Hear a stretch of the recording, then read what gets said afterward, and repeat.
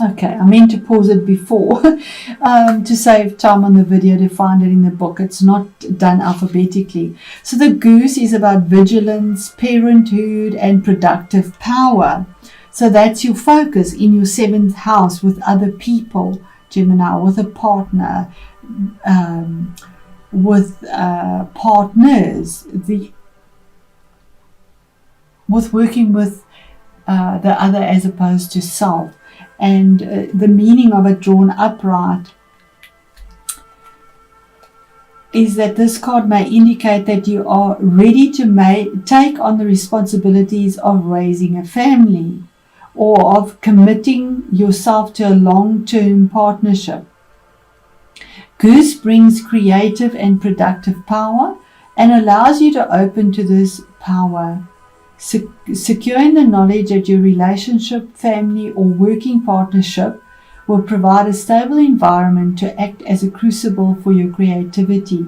The goose, with its strong attachment to its family and the ability to fly extraordinarily high from one continent to another, shows us that it is possible to be both grounded and spiritual in our daily lives.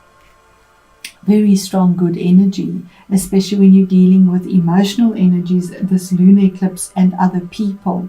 Now, the other side of goose would be the reverse side, and that would be where your south node is. And the south node is in your 1st house, within yourself. So what are the emotional issues that you are dealing with, Sag? And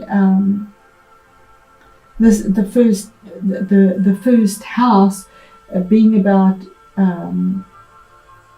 your disposition on an emotional level, your inner nature, your self-image and self-interests, your motivation, your outlook on life, all on an emotional level. It's all about the self.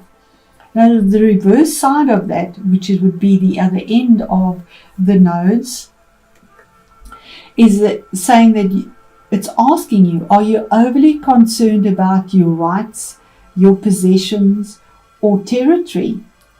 Perhaps you are too possessive of your partner. While geese tend to mate for life, many humans do not. Staying together may not be in your best interests. If the relationship is meant to last, it will thrive on mutual respect and freedom, not jealousy and possessiveness. Now, this can be any relationship. The ancient Celts kept geese for their eggs rather than their flesh.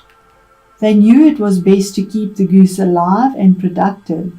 The lesson for us is that if we want to ensure our productive power, our capacity for creativity, we must look after ourselves.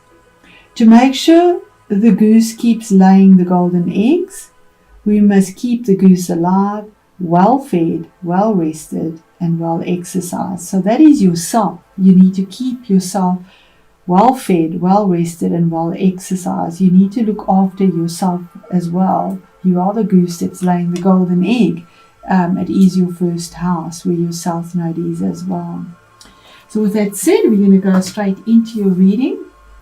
So we start off here with the High Priestess, something about a choice, using your intuition, trusting your gut feeling about something that you know was hidden. But you have the wisdom of the stars. She has the wisdom of the stars in her head, even though there's a mask there. And just going with the flow. She just seems to be flowing, going with the flow, with whatever time brings through. We don't see the curtain of anything being hidden anymore. So whatever it is, there's clarity here. This outfit she's wearing is see-through. There's clarity. You know, the universe brings this clarity through.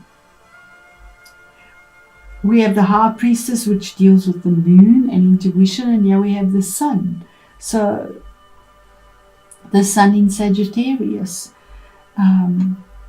the south node in Sag, and here's Jupiter and Saturn. Jupiter and Saturn are together at the moment, making the changes that are there. But here we have the sun card number 19, which is a new beginning. It's a 10, 1 plus 9 is 10. Something you've done alone, individually, worked hard on. There's positivity with the sun. It brings in growth. It brings durability. Jupiter and Saturn is something that endures. It takes time. And Jupiter brings the optimism and the growth and the expansion. But here's alignment with the sun now. Finally, the planets will be aligned in the right position to bring about something positive growth. And you had the gut feeling to work with this.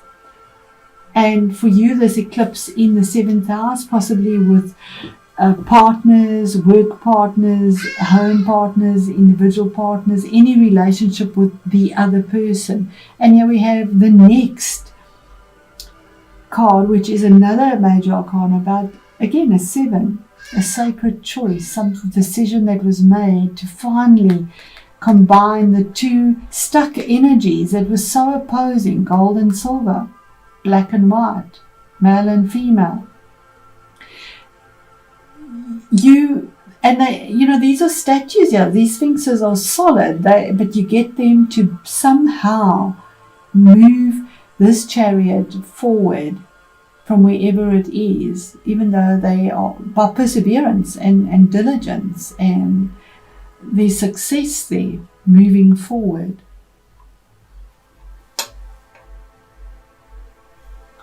And Spirit is saying the same thing. There could be travel as well that comes about. The 6 of Swords is moving forward with the lessons that you've learned, with the conflict you've dealt with. On your own power, she's moving this boat forward in her truth and understanding and being emotionally happy. There's travel here as well. The chariot and the boat signify travel as well. There's a possibility of travel, although with situations the way they are now, it doesn't seem inevitable, but there's movement forward here. 6 is also a karmic number, something that's been there in the past, moving forward towards a new future. You could be dealing with a Cancerian possibly, or somebody that exhibits those energies.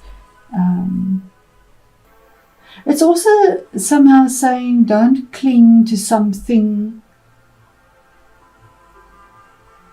that you might feel is necessary or brings value, because there's some form of positivity and clarity, but you have the gut instinct to know that. What is hidden and what you're not aware of is the Magician, is that you are manifesting something from behind, something that you thought was an illusion. There is something happening in the background, some form of magic, because you have those skills. Those skills are there for you. There's wisdom gained. He has this grey long hair and he's pretty focused on where he wants to go. And Sag is pretty focused, and here's the one as well, the sun. And there's some new focus and victory to move forward here in what you've created or manifested. And then the difficulty or the challenge could have been in finances, very possibly, or to get the opportunity to create something that is secure, that has value, that will be long lasting.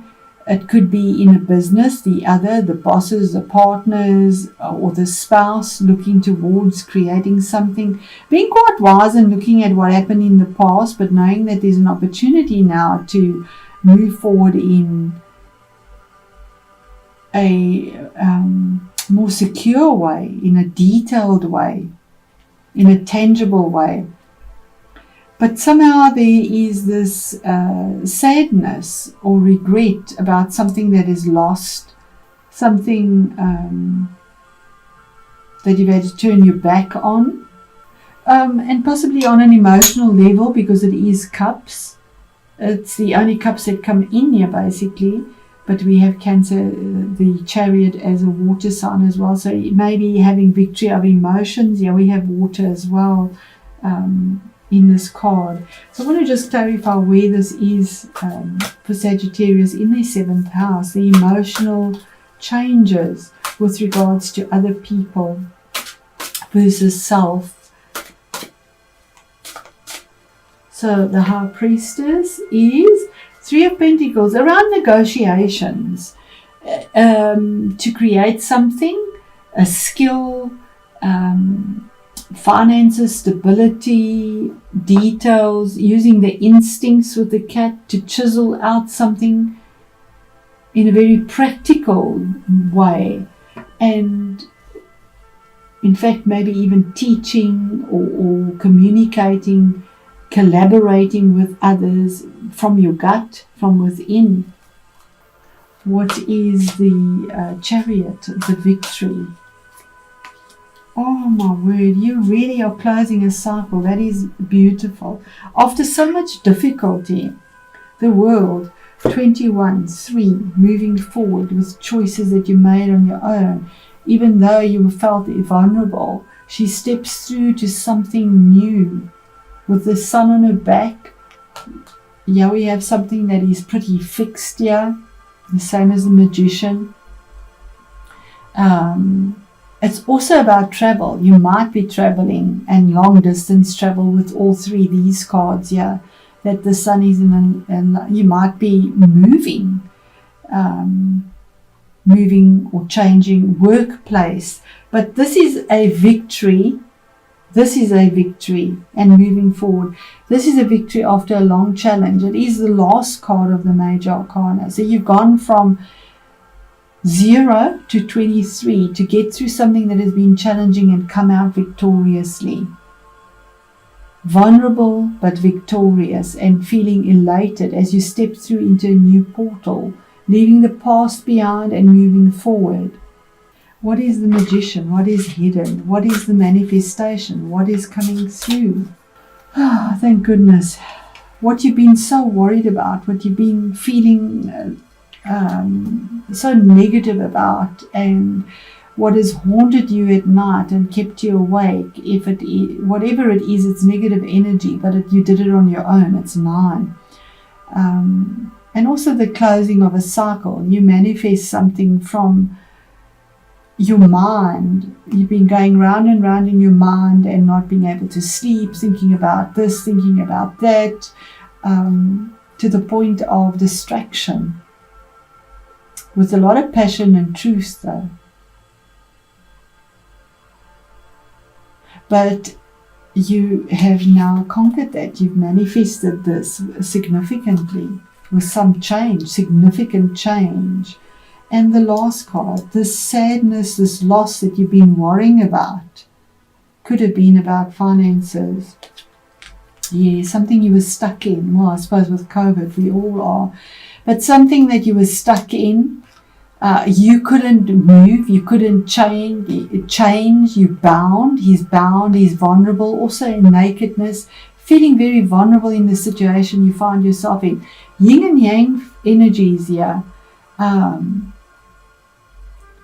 We have this mistletoe. Mistletoe is a parasitic plant that sucks the life blood out of something. And here we have this tree here as well. So you're bound to this tree and feel like your life blood is actually being sucked out of you. And you're so bound in this card. Your mouth is even closed. You're not able to speak. Your whole world is turned upside down. But here's the scythe coming through to finally just harvest what is in the time of being stuck and not being able to set yourself free. There's a harvest that's been growing in the background, even though you're not aware of it. There is something coming. It's by divine timing, and there's this placement of it coming through now. This is very good for finances because there's a harvest there. And anything to do with finances or business or dealing with the other is very good for longevity and an opportunity that presents itself. One last card, Spirit. There we get the same as the 5 of Cups. Again, what is empty? You've turned your back on something, but in this deck he's actually looking here at what he's been chasing. Possibly finances. The fish is finances. The crocodile is about Saturn in Egyptian mythology as well. and constantly trying to chase something, and feeling this difficulty emotionally, a Five of Cups, and regret. Okay, I'm going to leave it at that, but it is a lunar eclipse as well. But the lunar eclipses bring changes in an emotional level, and 5 is change, cups is emotions. So there is a difficulty in putting this together, but there's a promise of something that comes through. Let me know how this resonates for you, Sage. I wish you all the best, and thank you for your support.